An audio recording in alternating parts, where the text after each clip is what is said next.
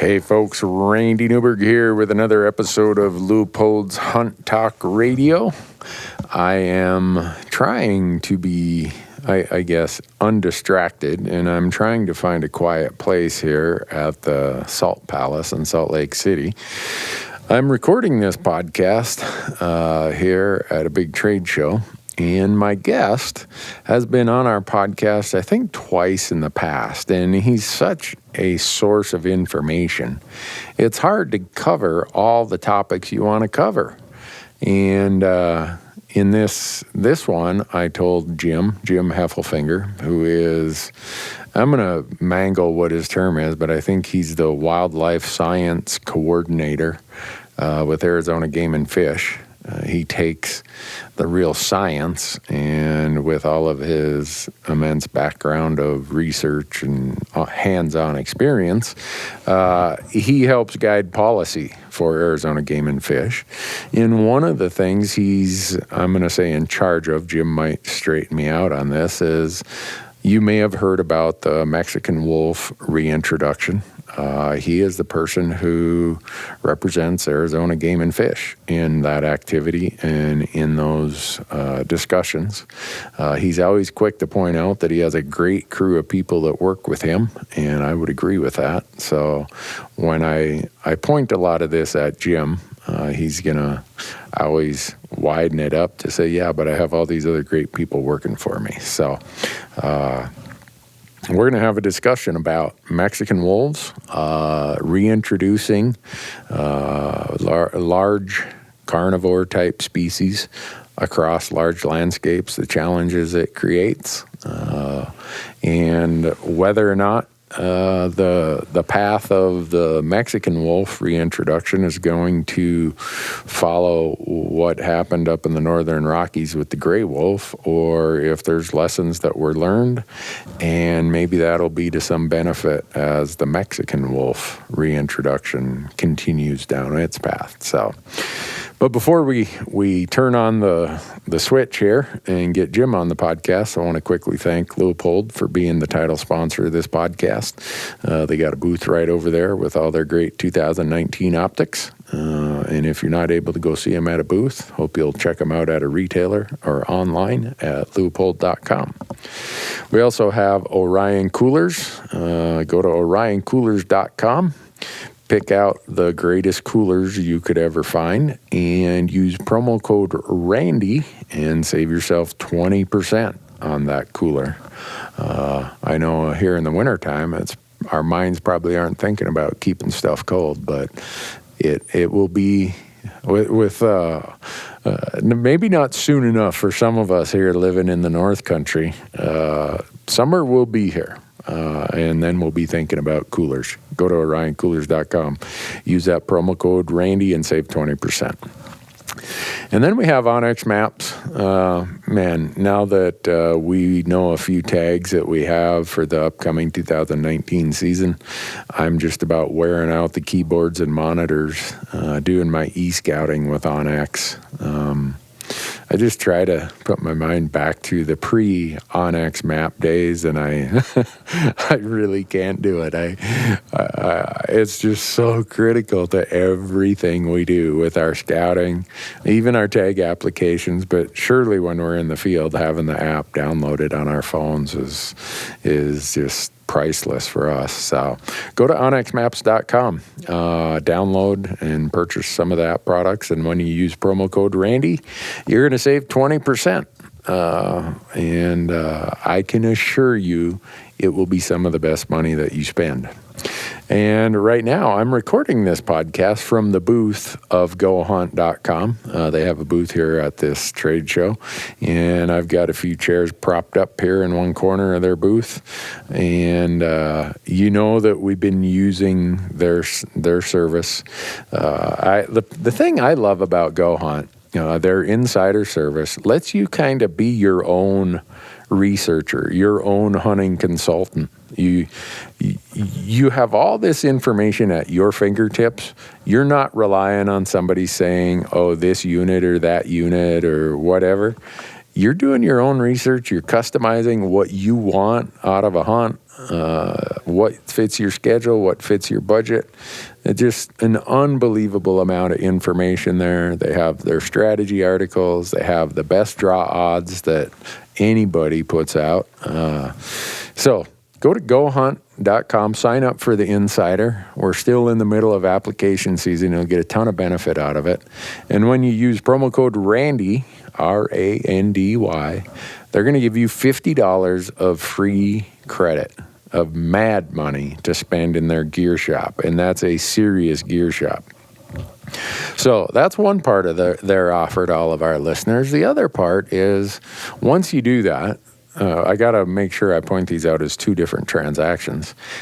You've got your $50 of store credit. Go spend that and get, $50 off whatever it is you want.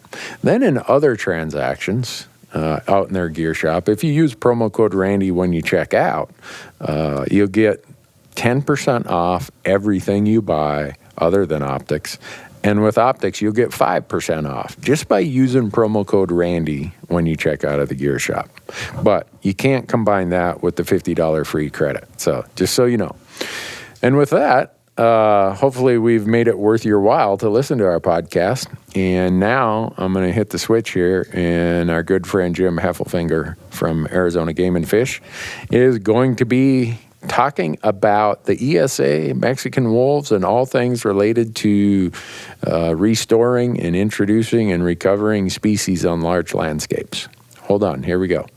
All right, folks, I told you that here at the Western Hunting Expo, the man himself, the expert, the author of Deer of the Southwest, prior podcast guest, Jim Heffelfinger, who, if you watched some of our YouTube content from Arizona this year, you saw Jim in there. He gave me instructions on how to do the gutless method on an antelope jackrabbit.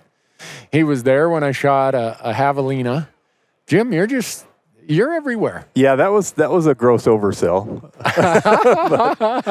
I had a great time down there 2 days. The first 2 days of your multi-day hunt there, and lucked out and having a day that you were productive. Yeah. A double hit. Before we jump into the topic at hand, is it possible to overexploit Cous whitetail by hunting them with a bow?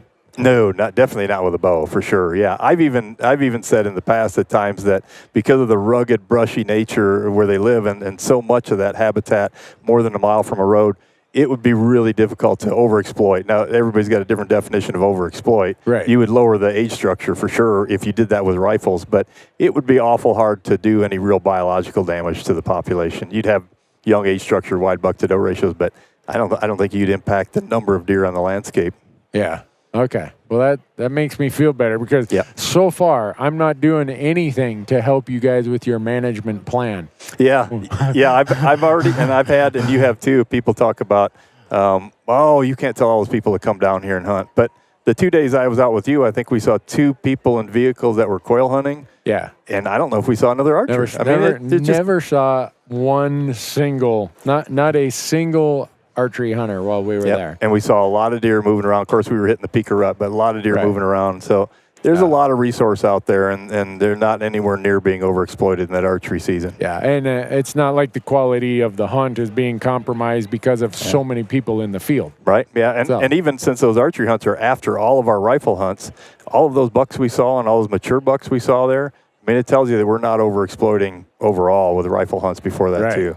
No, not at all. But I just wanted to get that out there because I get a lot of flack about, and I don't give specific units. I'm like, we're somewhere in southern Arizona. Mm-hmm. But man, since we put that on YouTube, the number of people who said, you're ruining every spot. You're ruining every spot. I'm like, okay. There's a lot of spots like that in southern Arizona. So pick your spot. Yeah. So we're going to talk about, you call them toothy critters? Big toothy critters. Yeah. Mm-hmm. So Jim is in charge. I'm going to say this. You can correct me. But Jim is the guy for Arizona Game and Fish who's in charge of the Mexican wolf reintroduction as far as representing the interest of the state of Arizona. Right, in recovery planning. We've got a whole bunch of people that are on the ground. In fact, they're doing the year-end survey, and they're tranquilizing animals and capturing animals, radio collaring animals, so we can continue to monitor the wolves that are on the ground. So a whole bunch of people doing all of the cool stuff. I've been real involved in the last 8 years in all of the recovery planning and talking about what does wolf recovery look like, and trying to craft recovery plans and recovery criteria that make sense, that are doable. So you get to deal with on a daily basis what I dealt with from 1995 until about 2011 when we congressionally delisted wolves in Montana.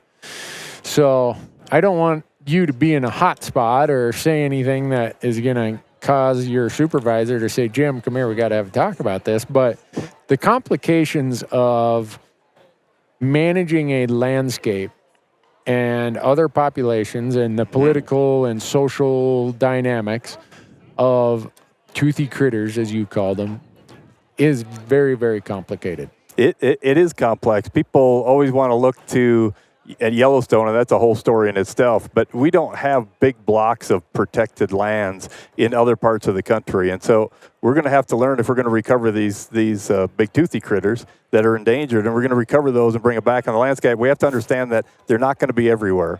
Recovery of wolves and recovery of grizzly bears is different than restoration. So some people talk about restoration, and that's restoring them everywhere where they were. Well, that's not what the Endangered Species Act tells us to do, and legally and ethically we can't do that. There's a lot of other landscape changes that we've had in the last 100 years, and we manage, as wildlife agencies, we manage native wildlife, and wolves and grizzly bears are native wildlife, but so are elk and deer, and so we have to manage all of those and not put a few of them up on a pedestal and try to get as many of those as possible and ignore all of the other animals that they may impact negatively. Yeah, so in Montana, Idaho, Wyoming, the deal struck, and I'm going to simplify here, but it was reintroduced as they called it an experimental non-essential population. And is that the same classification you guys have with your Mexican wolves? We do, yep. You do? Yep. Oh, yeah, okay. Arizona, New Mexico is experimental non-essential, and that just define an area, and then you say, within this area, we're gonna recover those animals, but there's more management flexibility, meaning that if you have a number of wolves on the ground, they're still endangered, and you've got one individual wolf that just keeps killing cattle. It's just a bad apple. That it's called the experimental non-essential. It's a 10J area because it's 10J section of the Endangered Species Act. That allows you to go in and remove that one problem individual. And you can remove it lethally. You can remove it back into captivity. In the case of Mexican wolves, we do both. And you remove that animal, and then what you do is you save this groundswell of social discontent. If there's one bad wolf and he keeps doing bad things and you leave him on the landscape, all you're doing is fomenting all of this negative attitude about wolves, and people hear about this one wolf. And if you remove that animal and let the other wild wolves be wild wolves and not be in trouble, you can garner and maintain some tolerance for those animals on the landscape. And that's really important because the experimental non-essential designation isn't used for butterflies and things that don't get into trouble, don't conflict with what we like to do. But if you've got animals that are in conflict with landowners and other native wildlife, that gives us some flexibility to actually recover them, whereas we wouldn't if they were fully endangered. Got it. So just so people understand, this whole process, and I know people get frustrated with the ESA. I do. I get frustrated with some of the other tools that groups use to kind of gum up the works with the ESA. But the U.S. Fish and Wildlife Service is, I'll call, the umbrella agency working with all the states. Right. Am I saying that right? Yeah, they have the Fish and Wildlife Service for terrestrial animals. There's also NOAA, which does some of the marine stuff. But terrestrial animals, we normally talk about it. Fish and Wildlife Service is the lead agency for endangered species. But there's a Section 6 part of the Endangered Species Act that requires them to work with the state agencies. And that connection of the state agencies being involved in recovery has really been eroded over the last several decades. And the hope really is that you can get state agencies and states, because they're the ones on the ground managing all the other native wildlife that's not endangered. The state agency have to be directly involved and not marginalized as stakeholders. Right. And with the Mexican wolf process, that was really done in the last few years as the states were brought in and really treated as conservation partners to craft a recovery plan. And that, unfortunately, has been kind of unique with these controversial species. Yeah. To have the states really helping bring the science to the table and things like that. So do you think some of the lessons we learned in the Northern Rockies as painful as some of those were. Has that been helpful as you guys have moved forward? It's been helpful and not helpful. It's been helpful because we could see some of the things that we want to avoid.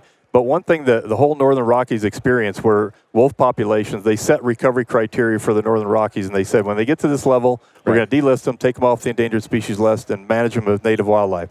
And then wolves population grew to 5 times that level, and there were still lawsuits saying, don't delist them, don't delist them. That experience there made everybody in the Southwest really nervous and really dismissive of the recovery criteria we were trying to craft. So I was working hard to craft some criteria that said when Mexican wolves get to this level, we can delist them and they'll no longer be in danger of extinction. And people said, well, yeah, we saw how well that worked in the Northern Rockies. We were 5 times that level. So it doesn't really matter what you put on paper or what kind of numbers you pick. We're going to blow way past that. And realistically, we know we probably will because of lawsuits and other things. But I think the lessons learned in the Northern Rockies will help us, and they did help us craft criteria more carefully so that it wasn't so weaselly and open and wishy-washy where lawyers could keep suing, where it was a little better defined the way we did it. So with that in mind, the thought that we're going to have trouble probably delisting them when they're no longer in danger of extinction. Right, because in the Northern Rockies, the deal was struck. The states, Idaho, Montana, Wyoming, said, all right, we guarantee you that we'll get past 100 wolves and 10 breeding pairs in each of the 3 states. And if we get past there and we get delisted, if we get to down as low as 150 wolves and 15 breeding pairs, you can come in and relist or take over. So, right now in Montana, we're running between 600 and 700 wolves as the minimum population estimate. So you being a biologist, minimum population estimate says that means within some comfort level, some 90% confidence level, we know it's at least this number. Yes. Am I saying that right? Right. Because with a species like that that's endangered, and you're talking about whether it comes off the endangered species list, we're very conservative. Everybody's very conservative about numbers because you don't want anybody criticizing and saying, well, your counting is flawed and you probably have way less than that. You want people to be pretty much in agreement that, that's a minimum number, and because of the way you counted them, we're pretty confident you've got at least that number, and probably a good number more than that we really don't know about. And it's the same with Mexican wolves. Is we do a count every year, but that count is the number of wolves that we've documented. And we know there's a lot of evidence that shows us that there's other wolves out there that we don't know about. And so it's absolutely a minimum number on the landscape. Yeah. So in that then in Montana, Idaho, Wyoming, the biologists and the scientists said, we think you're going to meet your delisting criteria around 2001. They were dead on accurate. And so we had to meet that 100 wolves, 10 breeding pairs 3 years in a row. We did. They say, all right, you states start putting together your management plans. We're going to hand control over to you upon approval of your plans. And I'm summarizing. That's the way it's supposed to work. And so we go through that process, and the U.S. Fish and Wildlife Service says, these plans will work. They approve them, and instantly they're in court. Lawsuits drop. So usually the same day because the groups are planning on it and their lawyers have already written the lawsuits. Right. So we were in court on those plans from 2004 to 2011. And I bring this up because so many times I hear people say, the federal government crammed those down their throat. Federal government this, federal government that. Well, the U.S. Fish and Wildlife Service is on our side when they issue a delisting ruling. They delisted them. They said they're recovered. Yeah. And so they're the ones getting sued. Yeah. If you want to be mad at somebody, be mad at the federal judge who agreed with the litigators that, all these deals we made, all this science, disregard that. I want full restoration, back to your point of, so. That's not enough. Right. Yeah, 5,000 wolves and groups are suing that they're somehow in danger of extinction, and it's just ridiculous. Yeah. So the point of all that is no matter how good of a plan you draft, and I remember sitting in those meetings listening to all these debates and back and forth of the 3 state wildlife agencies pushing back with the U.S. Fish and Wildlife Service. I thought, this is probably going to work. I had no idea the amount of interpretation and latitude given to judges to say, you scientist people, you guys might be the best grizzly bear biologists in the world. You might be the best wolf biologists in the world, but I'm thinking full restoration is what the ESA was designed for. And I don't know, are they going to wait until we have grizzly bears in Cleveland before? They've got them in ag fields apparently, out rolling around. Someone told me today that someone had to shut down, I don't know what state it was, they had to shut down a corn maze this fall because there was a grizzly running around in the corn maze. So that's never good. Yeah. But definitely, we try to craft these criteria to be, and that's the thing we learned with Mexican wolves, to craft it so it was very well defined and crystal clear and obvious when we got to that point. Not some wishy-washy criteria about genetic diversity will be 10% higher than this, where you can interpret it 100 different ways, or you can measure genetic diversity 7 different ways, and whichever one suits you, that's the one they'll sue on. So right. And so in the grizzly bear, we see it, and in the gray wolf, we saw it. They try to expand what the recovery area should be when they litigate. Are you guys, is that same effort underway? We supported an expansion because we had a relatively small area that we started recovering wolves, because at one time in 1982 when they wrote the recovery plan for Mexican wolves, they said, we don't think Mexican wolves can be recovered. Maybe if we had 100 somewhere in the wild, we'd consider that a success, but not recovery. And they did pretty well. They started a captive program. They did pretty well in that little area. And we realized there's no way you're going to really recover Mexican wolves in this fairly small area on the Arizona-New Mexico border. And because that small area was the 10J, or the experimental non-essential area, any wolves that traveled out of that area were then considered fully endangered, and we don't have that management flexibility to deal with problem animals. And so we expanded that 10J non-essential area all the way down to the Mexican border, and then all the way across southern Arizona, New Mexico. And some people saw that as, oh, now they're expanding the area where wolves are going to be, but it's really the opposite. It expanded the area that gave us management flexibility to manage wolves as they were being recovered. So it really was a thing to give us more power to do things that needed to be done to bring wolves back without negatively impacting native game or livestock. So these Mexican wolves, just to give me the overview of how they differ from a gray wolf I see in the Northern Rockies. The Mexican wolf, a lot of wolf subspecies are really, you couldn't define any characteristics that tell some apart from others. There's 5 wolf subspecies around North America. It's been shrunk. We used to have 24 subspecies, and it's been shrunk down to 5 that are probably ecologically different.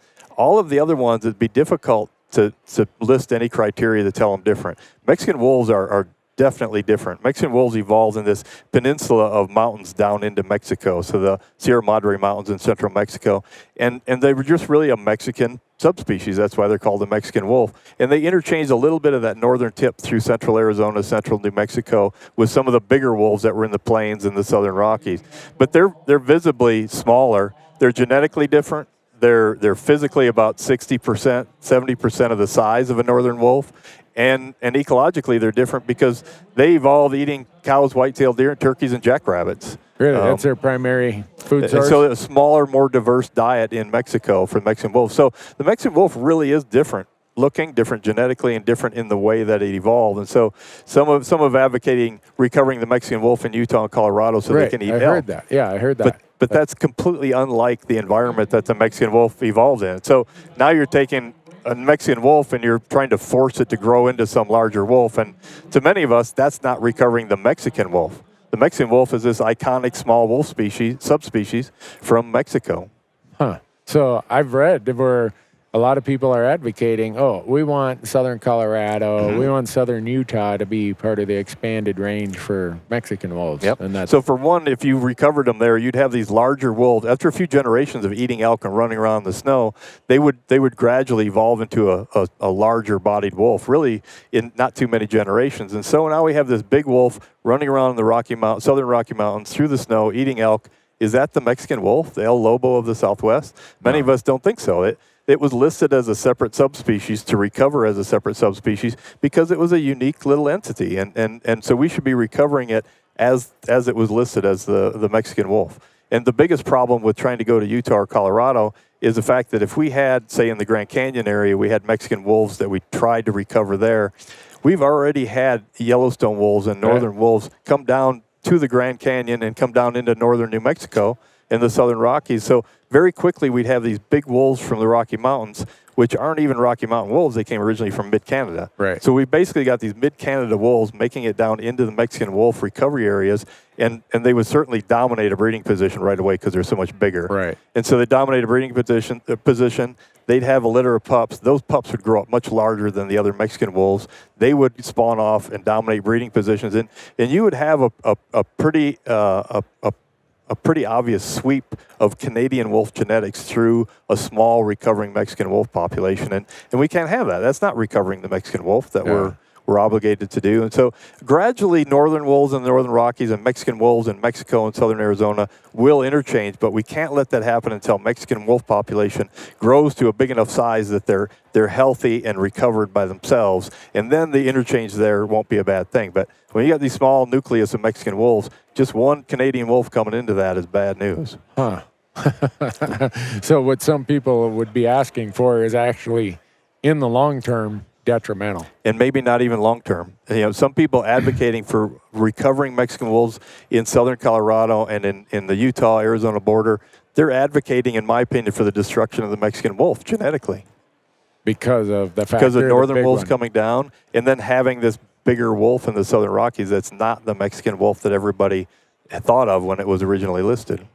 So right now, it's Arizona and New Mexico are in this partnership with the U.S. Fish and Wildlife Service. What about old Mexico, the country of Mexico itself? Yeah. Are they part of the equation? Yeah, when we put the recovery plan together, we had 6 workshops. 2 of those we held in Mexico and had some high-level Mexican officials that were involved in the leads for Mexican wolf, not Mexican wolf recovery, but the leads for endangered species in Mexico. And so they were at the meetings with us. And at one meeting, one of the officials who was in a high level to have some authority said that we're concerned in Mexico with 3 endangered species. Our priority species are the monarch butterfly, the vaquita, which is a little dolphin in the Sea of Cortez, and the Mexican wolf. So they're prioritizing the Mexican wolf and interested in recovering the Mexican wolf in areas. And so the recovery plan has one area in Arizona, New Mexico, where the wolves are now, that we need more wolves in before they're recovered. But another, the Mexico is a second recovery area. And we've done an analysis of Mexican wolf habitat in Mexico and southwestern U.S.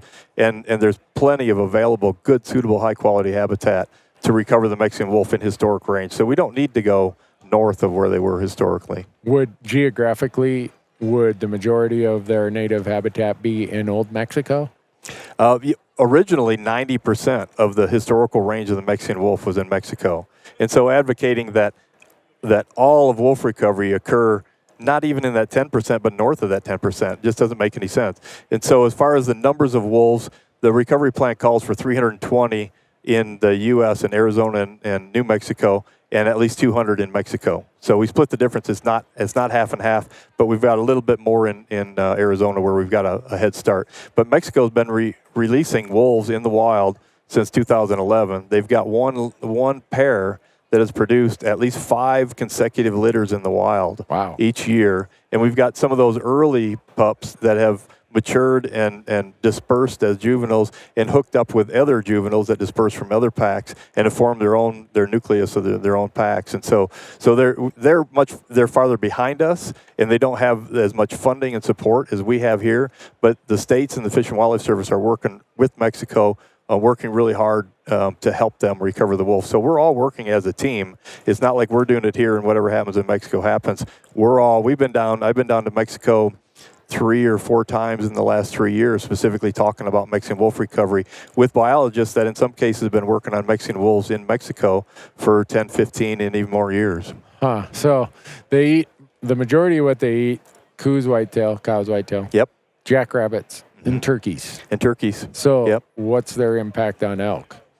Impact on elk, we haven't detected any impact on elk so far in Arizona and New Mexico. And we're just embarking on a new study that's going to radio collar a bunch of elk calves, and then we already have the radio collared wolves, and we're going to be able to study some interaction, study what we call cause-specific mortality on elk calves. So what's killing the elk calves? And we've got study areas in the heart of where wolves are, and study areas that are outside of where wolves are. And so we're just this year going to be collaring those elk. So we're going to learn about that, because we have to know if sometime in the future we have a dry year and elk recruitment, the number of calves that are born goes down, people are going to start blaming wolves for it right away. But we need to have the science that tells us what's really happening, and we're trying to position ourselves to do that. So this recovery area in New Mexico, is it safe to say it's south of Highway 60 mostly, and It's In New Mexico? Yeah, in New Mexico. Yeah, it's all south of I-40 going I-40, across. okay. I-40 is north of where the historical range really was, but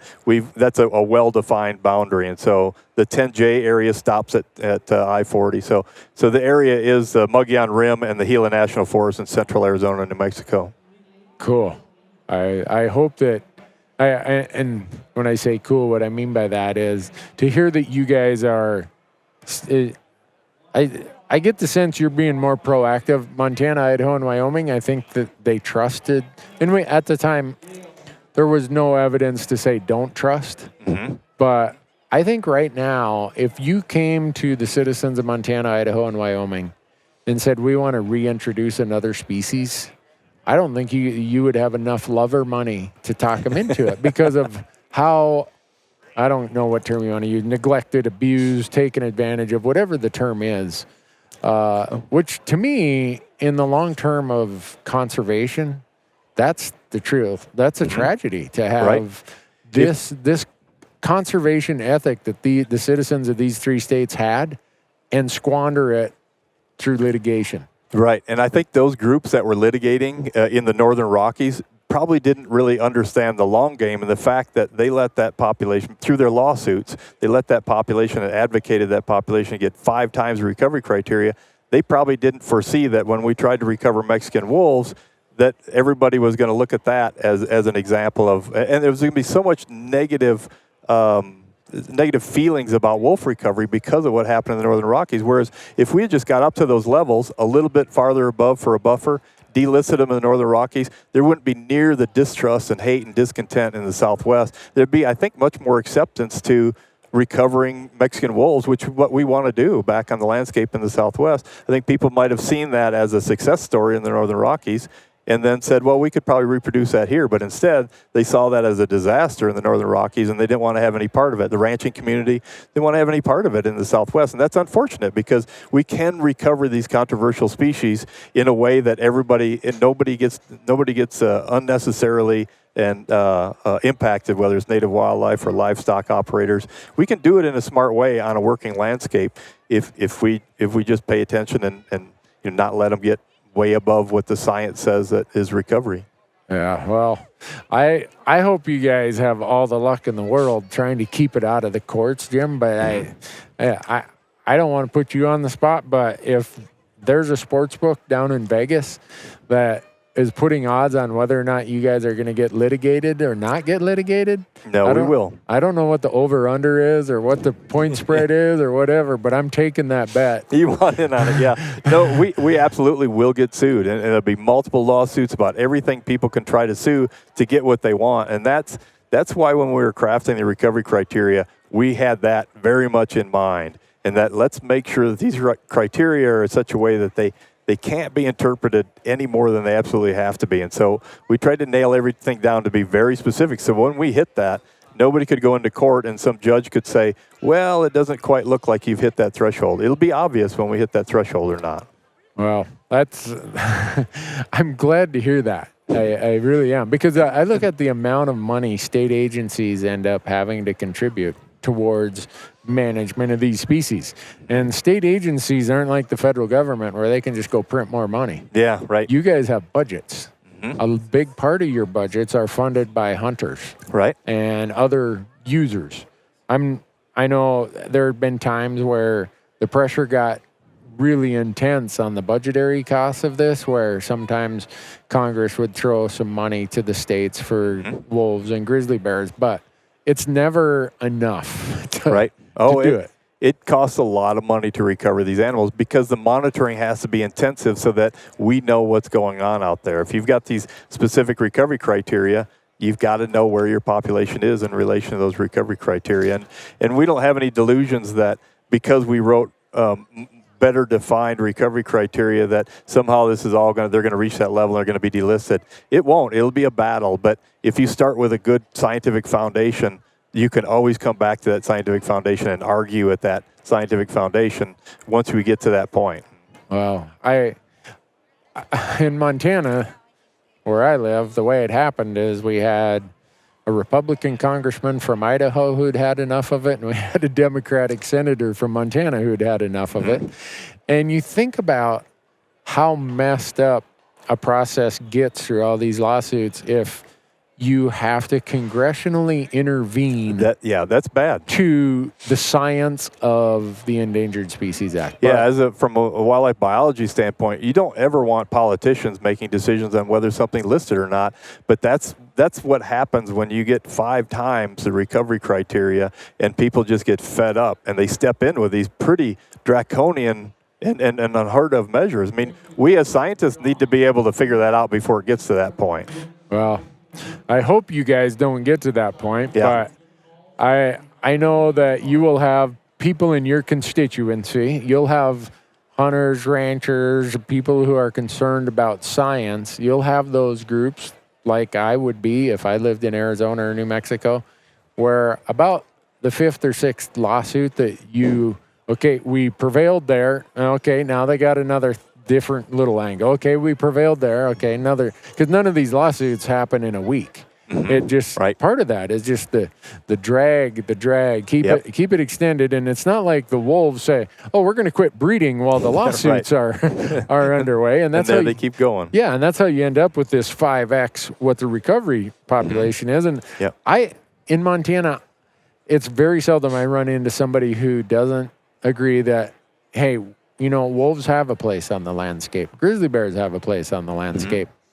But we managed and moderate way on a working landscape. Yeah, we want our state agency to be managing them, not the courts, not the judges, forcing the U.S. Fish and Wildlife Service to do something that I put myself in the position, if I was a biologist or a scientist or a project leader for the U.S. Fish and Wildlife Service, and I had to go up and get up and go to work every day and say, look, I've done everything you want me to do. You want me to make it up? What do I have to do to make you happy?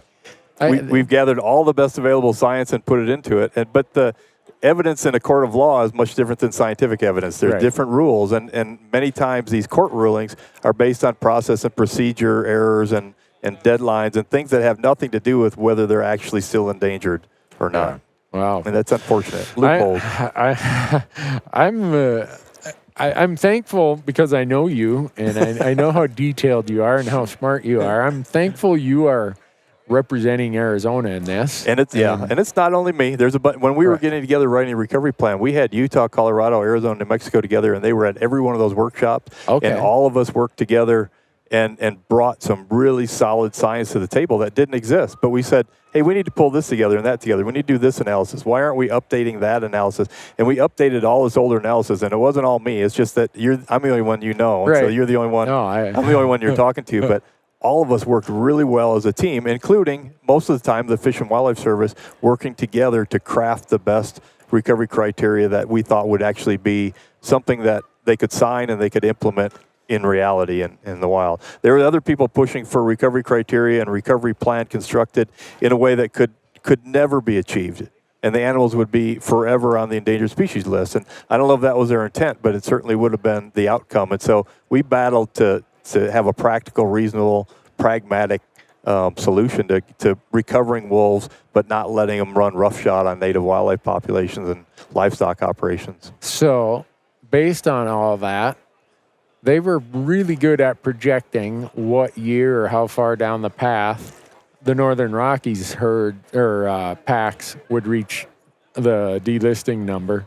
Is it even possible to make any type of crystal ball projection of when you'll meet your delisting criteria? We had in the recovery plan, we did that. I don't remember what the date was, but since 2009, the Mexican wolf population has been increasing on the average 14% per year on the average. So, there's this is a subspecies that definitely endangered and not anywhere near recovery yet, but it's increasing. You hear a lot of bad things in the press, but it's increasing. Last year, at the end of 2017, we recorded the highest minimum number of wolves out there in the landscape. We recorded the highest number of breeding pairs going into the breeding season, the highest number of adult wolves in the population, the highest number of packs that we've ever recorded. And so the Mexican wolf population is well on its way to recovery. It's not at it yet, but there's a lot of room for optimism in what's going on out there. Yeah. one of the other things you guys have is you have the White Mountain tribe. Right. You have the San Carlos tribe. And the White Mountain has been very instrumental and been our partners in recovery. Okay. I was wondering about that. Yep. Are they just saying you guys do what you're going to do? No. Or are they... The White Mountain's been real involved in the on the ground, what we call the interagency field team, and all the things that they do on the ground. Well, that's good to know. So sounds like you guys got it pretty well coordinated, Jim. But how does a guy like me, who's now a skeptic, get comfort that someday we'll be able to say that the state of Arizona and the state of New Mexico get to manage wolves as a recovered population? Are managing wolves.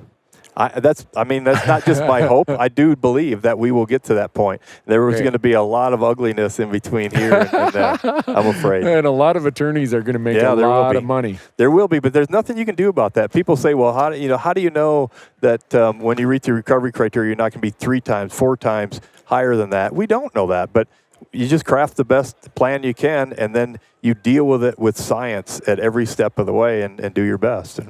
Wow. You think the Endangered Species Act is, if litigation continues on grizzly bears, if we have a train wreck in the Southwest, my worry is that the good parts of the ESA are going to, the old throw the baby out with the bathwater. Because I look at what's going on in Congress right now. I have no idea, what will happen along those lines. My experience and my whole career wasn't dealing with the ESA. It was all deer and ungulates and big game and small game up until about 8 or 9 years ago when I entered the Mexican wolf world.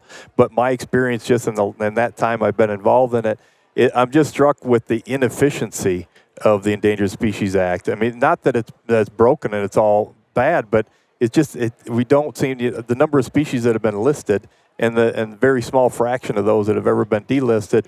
And like the Mexican wolf, as a case study, in 1982, the recovery plan was written, and they've had 4 recovery plans since then. 4 recovery teams that have been assembled since then to revise the recovery plan and make it a real recovery plan, because they didn't even think you'd be recovered back then.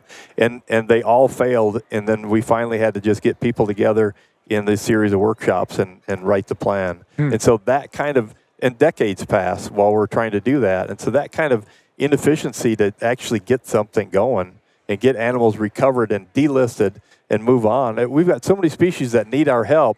It's crazy that you would have 5,000 wolves in the Western Great Lakes area and scientists or people in academia writing scientific papers saying that they're still in danger of extinction. They shouldn't be delisted. We need to delist those animals that are abundant and no longer in danger of extinction and move on and use those funds and those efforts for some other animals that really do need us. Yeah, which grant me the moment of how I'm going to say this. I'm going to say some things here that probably get some heat over. And you're not. These are not the words of Jim. Okay, I'm going to recuse myself for the next few minutes. But I know of an endangered rattlesnake in New Mexico. Nobody's out promoting the cause of that endangered rattlesnake. I know I could sit here and list. If you go to the Federal Register and look at all the listed species, it's only the furry, cuddly, big money ones that seem to get litigated or seem to have a rallying cause with 14 supposed nonprofit advocates litigating on their behalf. So there's no doubt the large carnivores are just iconic species, and they just garner this huge groundswelling of advocacy and people that don't ever want them to, in their eyes, fall into the evil hands of the state wildlife agencies. But Arizona Game and Fish manages 800 different species, and we manage other carnivores. We manage black bears, we manage mountain lions, we manage bobcats, we manage all these other carnivores, coyotes, these other canids even, and foxes. We do a fine job of that, but somehow people just don't believe that wolves could ever be managed by a state agency. And that, as a biologist, it doesn't make any sense. Wolves are just larger carnivores, just like coyotes. In fact, Mexican wolves aren't a whole lot bigger than coyotes. They're not that different as far as managing their populations, but they have this huge empathetic following of people that they just want to lock them up and protect them forever, and that's not realistic. We need to move on to some other endangered species. Yeah, and I struggle with how do you get there? How do you get people to understand Or is it just a mindset that, you know what, I don't like quote unquote management. I don't want management. I want unmanagement. Or I want the entire landscape to be managed, but only through the lens of species that makes my heart flutter. Right, and people are okay with people shooting a deer and taking it home and eating it, but those same people may just not ever want a wolf to ever be shot because it's a problem animal or as part of an annual harvest, part of a, wolves have a harvestable surplus too when their populations get up, just like deer. I wonder if people understood how many wolves were being removed in the Northern Rockies by while they were endangered, right? Yeah, while they were still listed. No, they may not, but that was that effort to remove those problem individuals to just maintain some tolerance on the landscape. If you didn't do that, it would be a disaster, and it would be in the Southwest with Mexican wolves. Some people talk about, well, if you look at what % of the cattle are preyed on by wolves, and it's a terribly small %, but that's not the metric. That's not what's important. What's important is the one rancher that just lost 14 head of cattle from one wolf in one pack. And so that's not looking at it right when you look at the percentages. We have to be able to recover these animals, but be able to react to those kind of situations. So we're not putting 4-generation ranchers out of business just because there's 1 or 2 problem wolves. We need to be able to remove those bad actors and maintain tolerance on the landscape. For the entire cause. For the entire population, right. Yeah. If you get enough people, you get just a couple people that are incurring a lot of damage, and they start talking to their ranchers and they start talking to their senators, pretty soon you've got politicians that are passing bills to defund the entire Mexican wolf recovery program. There's been some bills that have come through that have just said, no, we're going to strike all the money for wolf recovery. And that's a disaster for everybody. And so there's maintaining tolerance among the people living with wolves is incredibly important to just continuing to recover them. Yeah, if there's a lesson that I saw unfold in the Northern Rockies wolf thing, and I'm seeing it in the grizzly bear thing. NPR radio had a really good article about a week ago about grizzly bears on the Rocky Mountain front of north and central northwest Montana. How there's all these private landowners up there who are ag producers or whatever. Grizzly bears never disappeared from that part of Montana, never. And these private land stewards have been remarkable in their conservation efforts. And they've tolerated and they've tolerated and they've tolerated. They're now getting to the point of saying, you know what, I'm out. Yeah. Get me out of this. This is so much more than I ever bargained for. And as a result, we are going to lose the conservation, whatever you want to call it, the incentive for these people to continue to be so engaged in conservation for no real good reason. Right. Now they're not the only ones with grizzly bears. Now there's a lot of grizzly bears, and they're not holding the line, so to speak, in that area. Right. So I worry that in the long run, excess litigation and lack of promises being kept, or maybe I should say the abundance of promises not being kept or being broken, causes people, landowners, very important parts of these equations. Ag producers, landowners, local groups are very, very important to these recovery efforts. They are. And when you hand all the power to people who don't have to live with the consequences or haven't changed their lifestyles as a result, doesn't affect them at all. Right. All of a sudden, the ability to ever get anything off the list goes away. Right. I look at grizzly bears. Don't ask me why Governor Mark Roscoe decided Randy Newberg was worthwhile to be put on the 5-member group from Montana. We had they called it the Governor Grizzly Bear Roundtable. 5 from Montana, 5 from Idaho, 5 from Wyoming. And it was to help the U.S. Fish and Wildlife Service craft the Greater Yellowstone Conservation Strategy. So for almost 3 years, we every quarter would meet for 2 days in one of the 3 states in the Greater Yellowstone region. So I got a lot of time invested in that. And I look at where the landscape was and what the allowed landscape uses were before this conservation strategy was put into effect, and how much locals have changed. They've changed what allowed landscape uses are. They've changed what things that affect jobs, like motorized travel, like logging. Like, there's so many things that locals have done that someone living outside of the area has no idea. Comparing the allowed landscape uses 25 years ago compared to what are the allowed landscape uses today. And these are all locals who are saying, you know what, I'll do my part. I'm going to change my ways. I'm going to do this for proper food storage. We're going to do this as it relates to closing this area to whatever for this time of year. And these are real changes people are making. And they feel like, all right, I'm doing my part. And then a judge says, yeah, you're doing your part, but it doesn't matter. Yeah. Yep. There's a lot of people that get put, I think, on recovery plans that they don't have to speak to the public at all. They don't have to be accountable for any of those decisions. And they try to craft recovery plans and all sorts of things related to that in a vacuum to be like the gold standard with no thought at all about how it's going to be implemented on a working landscape. And like you say, it's the private landowners and it's the people who are using the landscape. They have to be engaged. The stakeholder is not just a word we throw around. I mean, they have a stake in that, and they have to be part of that process. So I hear all the rumblings, and this is getting out of Jim's area here, and I don't want to put you out on thin ice, but we hear all these rumblings about Colorado needs to have reintroduced gray wolves. Right. There's a guy who's an elected person from my state who works for the Turner Endangered Species Fund. Everyone will know who it is. Mm-hmm. He's been going to Colorado telling people, you know, we need this, we need that. And as somebody who's watched it unfold, this is like Yogi Berra says, deja vu all over again. Yeah. I feel like this is 1991, 1992.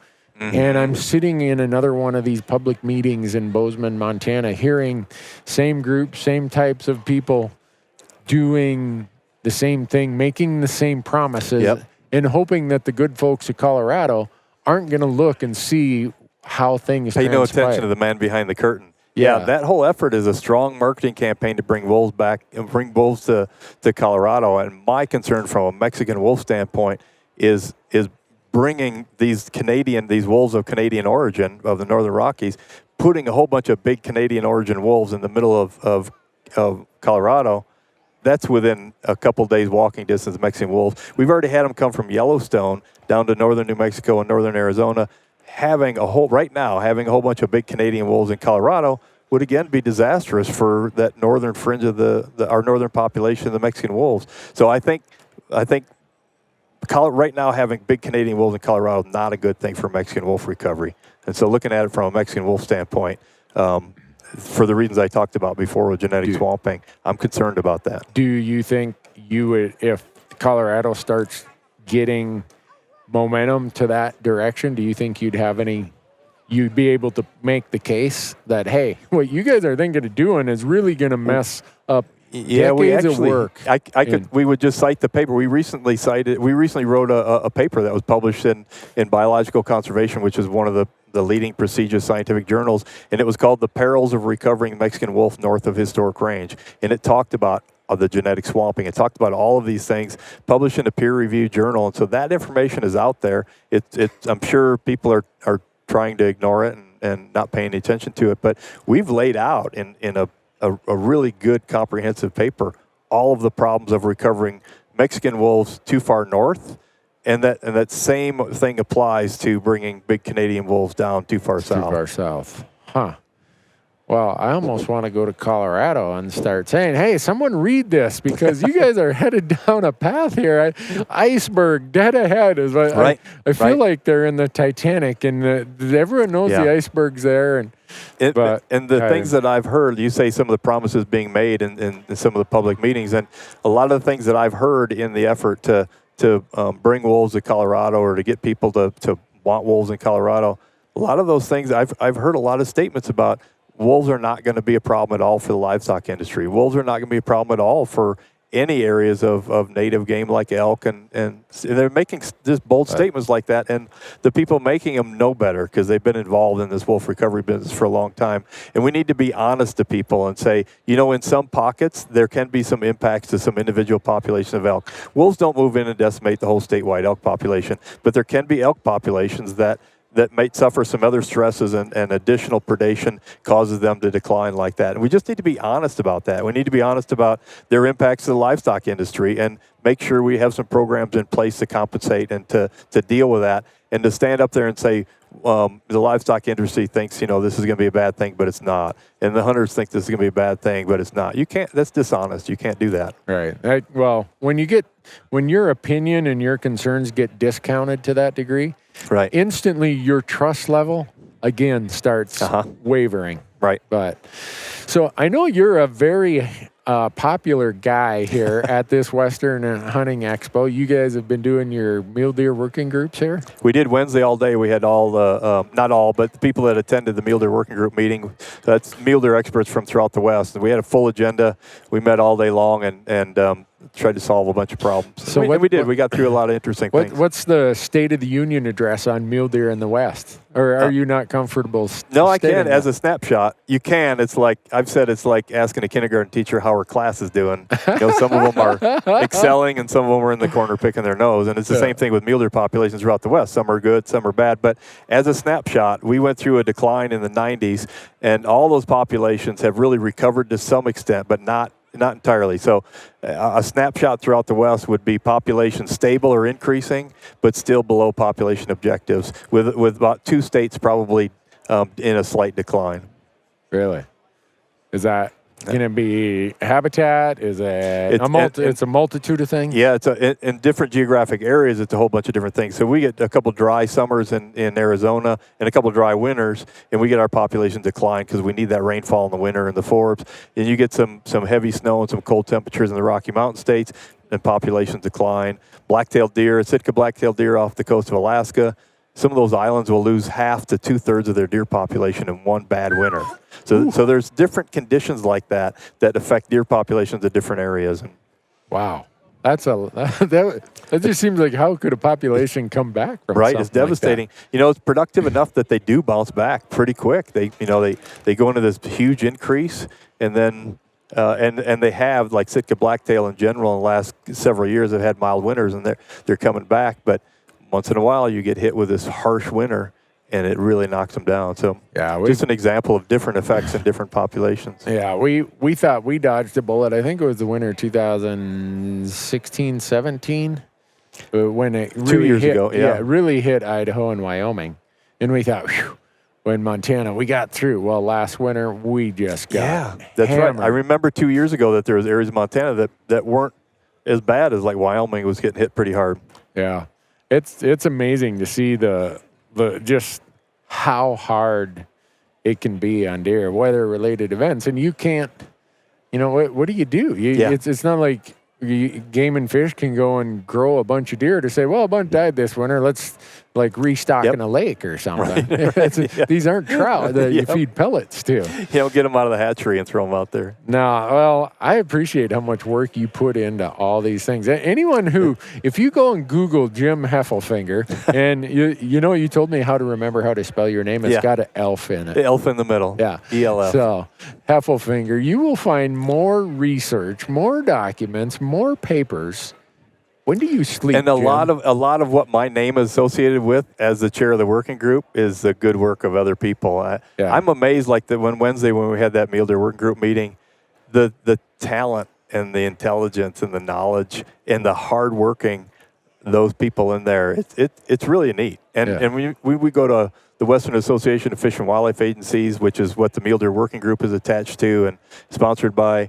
The other committees there, the directors are so amazed at the productivity of the mule deer working group, and all I do is like a general contractor, just keep things moving, and keep different people doing different things and doing their job, and they're all doing the work and doing some really, really cool stuff. Yeah, well, hunters are the beneficiary of that. Yes, and I want to put a plug in, My 15-year-old kid has a Instagram account that has twice as many followers than me, and he has like only 7 posts. I can't figure out.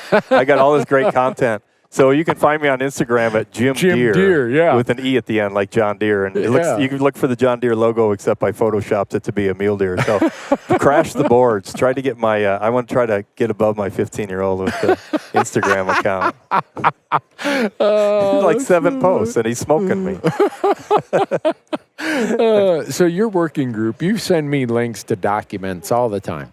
Yep. Is there a quote-unquote clearinghouse of where this research is hosted? Yeah, the WAFWA website, which is that Western Association of Fish and Wildlife Agencies, has a page for the mule deer working group.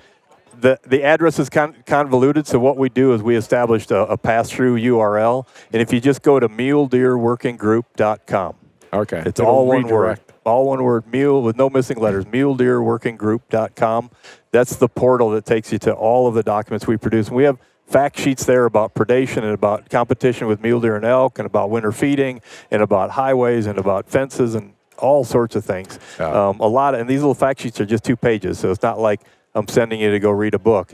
You can get up on some of the biggest issues on mule deer and mule deer conservation in the West by just scrolling through that website there. Yeah, you're kind enough. You've sent me that link many times, and I go out there. There's some really, really eye-opening stuff, both that I use to my benefit when I'm hunting, and some things that say, I might want to think about that and quit doing what I'm doing in some of my hunting, because a lot of especially on the food stuff, the drought cycles, just so many things that are cause me to say, well, am I doing the right thing out when I'm out hunting based on what I read here? Yeah, I posted on Facebook this morning a picture of us having our meeting and mentioned that we had our meeting, and someone who I know posted a comment on there and said, yeah, what about urban deer? Are you guys going to do anything about urban deer? And within a minute, I flipped up the link to our urban deer fact sheet that had all the information. Yeah. I think he said I've been owned, I think is what he commented. But we do have a lot of good information there, and a lot of that kind of stuff you might be wondering about. Well, with a lot of times we have species where we're talking about migratory populations. Do you have much of that in the mule deer world? I know your southern Utah deer end up in Arizona Strip, Kaibab country. Right. You got the southern Colorado. Some of those deer migrate to places. They winter in northern New Mexico. Yeah, it definitely a lot mule deer. There's a lot of stuff being done on mule deer migrations throughout the West right now, and mule deer working groups really involved in helping orchestrate the state wildlife agencies in implementing. If you remember last year at this expo, then Secretary Zinke signed Secretarial Order 3362, which was telling the Bureau of Land Management and everybody in the Department of the Interior to identify and protect winter range and migration corridors. And so the states are very, very involved in the implementation of all of that. And the Mule Deer Working Group has been at the forefront of that. Yeah, because last time when you were in Montana and we had you on the podcast, you were up there for a migration one of our conference. workshops. Yeah. Teaching biologists how to analyze data with the GPS color data they have, and then talking a lot about, well, how do we take that information and actually influence policy and do something good on the ground. And yeah, we talked right before that workshop. Yeah, I saw this fall, Wyoming, or even this winter, they almost have a rock star deer up there. I can't remember. Right. Yeah, at first it was Jet, and then Jet finally died, and now it's Mo. Mo? Oh, is that what it is? Yeah. Okay. And I'm totally against naming study animals, and I've told them that. But it is a way to engage the public. They follow an individual deer that has a name. I still don't agree with it, but I understand that it's a hook for the public to get them for me, engaged. I drop in when I see that because I follow their Facebook or it's either Facebook or Instagram. I follow them. Yeah. And I see those posts. I read every one of them. I know. It's interesting to read. It's fun. Gives me something that appeals to my interest in wildlife. But also, I pick up little tidbits of what they're doing with these migration studies. That's going to be important stuff as we learn more and more. Who would have ever thought that deer or antelope migrate in Wyoming the way they do? Right. The Red Desert to Hoback, they found they migrated 150 miles, which was amazing. And then they had one individual that went another 90 miles farther north. Yeah. And so just the more of these collars and more of this research we do, the more fascinating stuff we learn. Yeah, if we had not learned that, and we just went forward from a land use planning, Right. but kind of oblivious because we just didn't know. Mm-hmm. All right. What would that have spelled for mule deer in certain parts of Wyoming? Yeah, anytime you've got this long distance migration, it's hard for animals to migrate that long distance. Some of them, that Red Desert to Hoback 150-mile route, those animals are in transit in those transition areas 4 months out of the year. Yeah. And so they're not just like they're in winter range and then they zip to summer range. That's an important part of their habitat, important part of their annual function. And if you sever that, that population is going to suffer because they're not making that long distance movement if they don't need to. They're making it because they need to stay healthy, stay robust, and move to areas where they get their resources. And so you can't sever something like that and think nothing's going to happen. To me, when I see that, I start thinking, I wonder how many other migration patterns are out there that we just haven't had the funding or the time to know about. There is a lot. And that's part of what the secretarial order, one thing it did is it put $3.3 million in state agencies' hands to get radio collars out in these areas where we thought we might have some movements, and we needed to quickly learn more about them to identify. They made a bunch of money available to the states, and just last 2 weeks, Arizona put on most of those collars that we were funded, and we wouldn't have had that money if we hadn't had that come through the secretarial order and through the federal agencies. Cool. So it really jump-started what we learned about those unknown areas. You're doing it in Arizona. Is it safe to say most other states are getting on board because they have the funding? They do, because that funding was available to all the states. So for that research funding, 11 western states got nearly $250,000 to immediately start getting collars on and learning more about these areas they didn't know. So when that secretarial order, sometimes those things are signed and they put them on a shelf. That thing was signed and they put someone named Casey Stemler in charge of implementing that, and it's been an aggressive implementation. It's been really neat for us to see that kind of state-federal collaboration working together to identify big game. Who would have thought federal agencies helping so much with identifying big game habitat and corridors? It's pretty exciting. Well, I'm glad that they're doing it. I'm glad guys like you and your peers and your fellow scientists have the money to do it, because I just look at how landscapes are changing so fast with roads, highways, developments, you name it. And it's not like someone says, well, I think I'm going to put a road here because that'd be the best way to screw up this migration route. Or, the county's going to approve this subdivision because we really want to wipe out this mule deer population that migrates through here. Nobody does that intentionally. Yep. But if we don't have the resources to discover that, we're never going to know. Yeah, our top research priority that money was used for is we have a new interstate that's going to come and cut diagonally through Arizona, I-11. And so they've got the approximate path. They haven't decided on it, but they've got a couple options. And so we've got 60 radio collars that we just put out last week on mule deer, 20 in one place, 20 in another place, 20 in another place along that potential sighting route to learn more about deer movements before they put that interstate in. So we won't affect the routing of the interstate because that's wrapped up in a lot of other things. But when they have the routing, we'll know more about mule deer movements, and we can plan for underpasses and overpasses and fencing, and so that we can accommodate maintaining that landscape connectivity and those movements, even with the freeway going in. So it might add some cost to the construction of the freeway, but it's way better, way less expensive to do that while you're building it than to try accommodate for it after the engineers just build it in. If you wait till the highway goes in and you say, wait, this was a main corridor for deer, it's too late. Yeah. It's too late. You lost that. Huh. Wow. Well, Jim, a lot of good stuff going on. I wish we could stay longer. I apologize that I got started here late, but yeah, no, it's good. You're a pretty popular person. Well, I don't know about that. Mostly I just give them all free Dairy Queen, so they'll come and they all know that if they come and ask to get their picture taken, I'll give them a Dairy Queen. Yeah, that's right. I've enjoyed listening to the comments of some of the people that see you. Husband and wife team came by before, and the wife said, "I love your show." Husband didn't say anything, but she loved your show. Yeah, I don't know. That has been a very common comment today in this whole thing. I'm like, what is it that causes some of these wives or women to say, true. I love listening to your podcast? And I'm like, oh, you hunt a lot, huh? No, you're just kind of corny. Corny. Yeah. Well, it's fun. You always have fun. Yeah. Well, I appreciate all that you're doing, Jim. I appreciate, the work you do for Arizona Game and Fish and the way that your agency really is doing a lot of remarkable work in a very hostile landscape. I mean, Right. Arizona Right. is not the premium mule deer habitat of Colorado Right, or the right. premium elk habitat of Montana.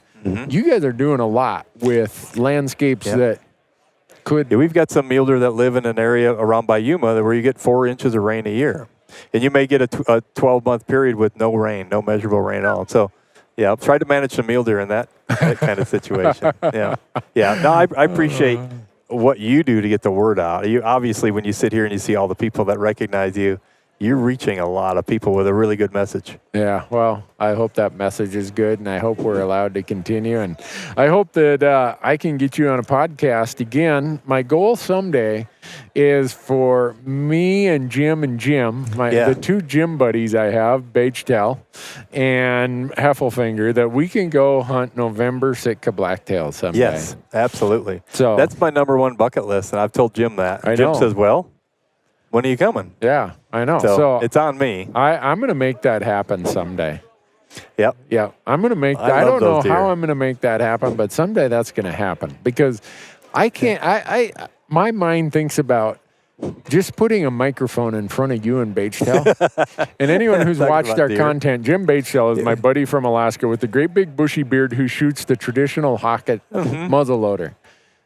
Listening to the two of you talk deer, you guys would nerd out on deer to a degree that would be enthralling to a guy like me.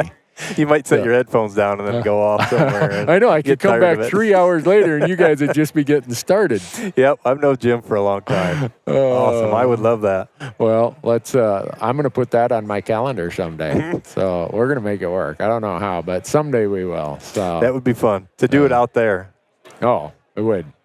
Well, I'm going to let you go because I see you got some guests here wanting to go to dinner with you, and I've already overstayed my welcome. Yeah, no, I'm fine. So thanks so much. Okay. Folks, thanks for listening. If I was you, go out to the muledeerworkinggroup.com. Is it the Mule Deer Working Group or just Mule? No, it's just muledeerworkinggroup.com. And Jim Deere on Instagram. Let's get you ahead of your 15-year-old. Let's beat Garrett. Everybody listening, if you have an Instagram account, go to Jim Deere @JimDeere and like him. Yeah. Follow him. Even if you don't like my content. Because first of all, your content's cool, but I mean, the old guy's got to get a little love once in a while, right? I know it. Oh, folks, thanks for listening. We're going to let you go. And Jim, I'm going to let you go until the next time. Appreciate your time. It's good to be here. Yeah. Keep doing what you're doing.